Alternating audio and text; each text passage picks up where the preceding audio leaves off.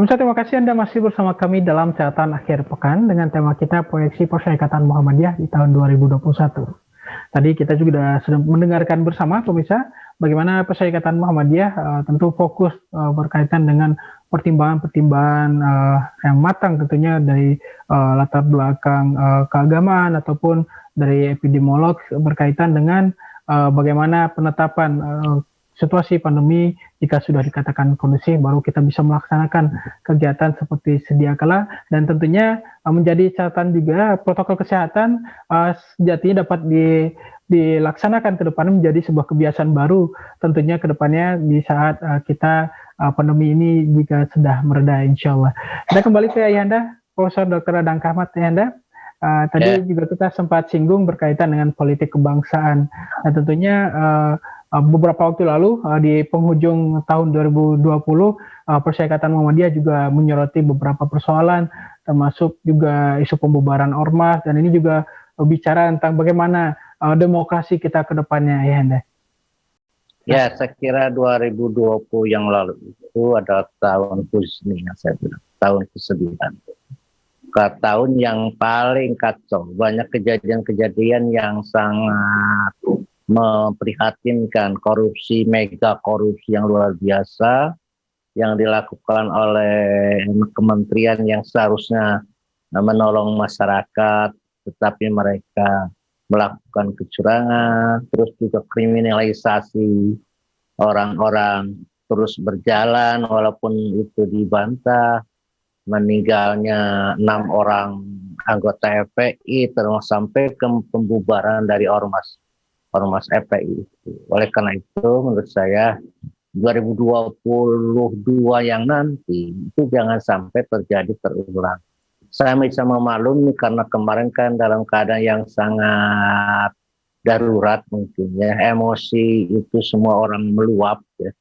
Oleh karena itu kemarin kejadian-kejadian waktu demonstrasi Omnibus Law dan lain sebagainya kan sangat represif, seperti itu tidak terjadi lagi di 2020. Mungkin kalau sudah tenang, ekonomi sudah mulai melaju, diharapkan orang berpikir arif bijaksana lagi ya. Tidak lagi menggunakan represif, tapi dengan pendekatan manusia dan humanis. Jangan sampai ada korban lagi, orang-orang yang tidak berdosa, ya sayang kan rakyat itu yang seharusnya dilindungi tiba-tiba harus mendapatkan malapetaka seperti itu.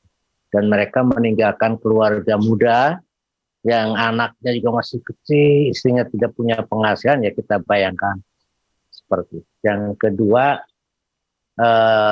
apapun yang seperti yang dikatakan oleh Muhammadiyah terhadap kejadian-kejadian itu, ya kita menghimbau sesuatu dimulai prosedur hukum, karena kita masih percaya kepada kekuatan hukum, karena kita adalah negara hukum. Apapun diselesaikan di pengadilan, termasuk pembubaran kemarin, pembubaran ormas itu jangan hanya main ketok keputusan dari kementerian ataupun presiden, coba dibawa ke pengadilan. Kalau memang dia salah, jahat, merugikan, ya nggak apa-apa diputus untuk seperti itu. Tetapi kalau memang tidak, ya jangan dicari-cari kesalahan.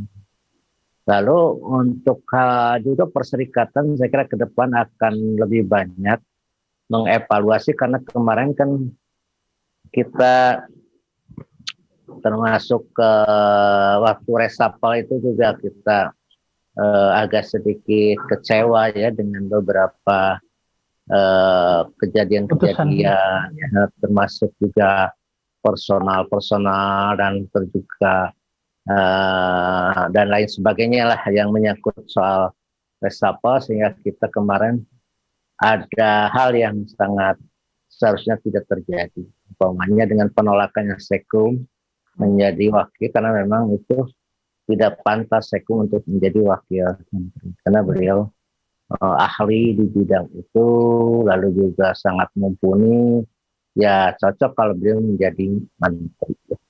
Nah, karena beliau juga guru besar di bidang pendidikan, saya kira beliau sangat lulusan luar negeri tadi dari Australia. Ya, saya kira itu menjadi pertimbangan dari semua pemegang pemangku kekuasaan.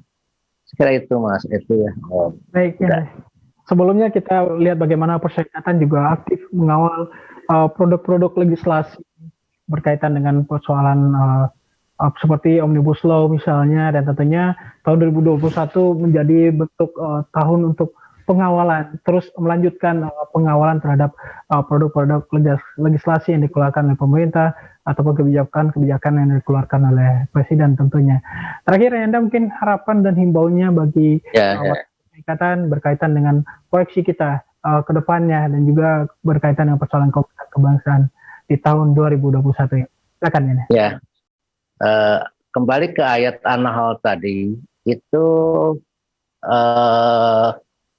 sampai 2 kali dia menyebut ya ayyuhalladzina amanu taqullah wal tanun nafsun ma qarat tujuan wattaqullah. Jadi takullahnya sampai 2 kali. Artinya itu saking pentingnya bertakwa. Di mengakhiri tahun itu harus dengan takwa, memulai tahun baru itu dengan takwa, takut kepada Allah Subhanahu wa Ta'ala. Oleh karena itu, menurut saya pertama, optimislah di tahun yang akan datang. Semua persoalan, masalah-masalah perserikatan, masalah bangsa akan terselesaikan. Yang kedua, kita berdoa pada Allah, semoga memang wabah COVID ini cepat teratasi, cepat hilang dari permukaan bumi. Ya, bukan hanya di Indonesia, untuk seluruh dunia. Yang ketiga, ya kita berharap ekonomi cepat pulih, ya, dan segala sesuatu yang kemarin menghalangi cepat terselesaikan. Dan berharap kepada semua masih tetap kita menjaga diri untuk berpegang pada protokol kesehatan, banyak cuci tangan, jaga jarak, pakai masker, dan jaga kerumunan, istirahat yang baik, makan yang bergizi. Saya kira itu penting. Yang ketiga, tingkatkan amal perbuatan ibadah kita ya dengan sesama manusia, di samping kita beribadah pada Allah juga Subhanahu wa Ta'ala. Karena mungkin di saat-saat seperti ini pertolongan itu akan datang ketika kita juga berbuat baik kepada sesama manusia. Saya kira itu mungkin harapan kita ya Mas. Harapannya tahun 2021 itu lebih baik lah, lebih apa yang kita rasakan, lebih bahagia, lebih barokah lagi dari tahun 2020 yang lalu. Itu mungkin. Terima kasih banyak ya Anda.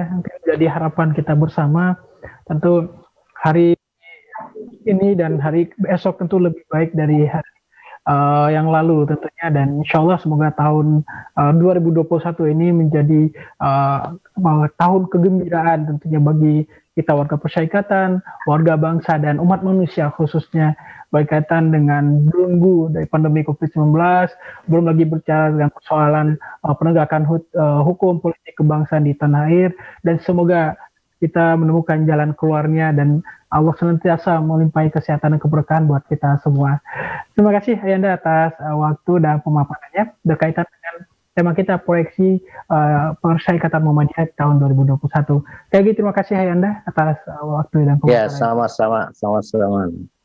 Ya pemirsa, itulah tadi perbincangan kita bersama Ketua Pimpinan Pusat Muhammadiyah Ayanda Profesor Dr. Rodang Kahwat, dengan dalam program Catatan Akhir Pekan TVMU dengan tema kita proyeksi Perserikatan Muhammadiyah di tahun 2021.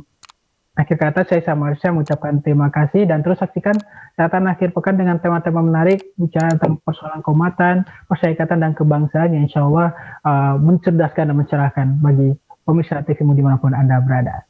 Nurul kalami yang masturun bila fisabilah fasabitul khairat wa nasrullah fatun qarib. Wassalamualaikum warahmatullahi wabarakatuh. Waalaikumsalam.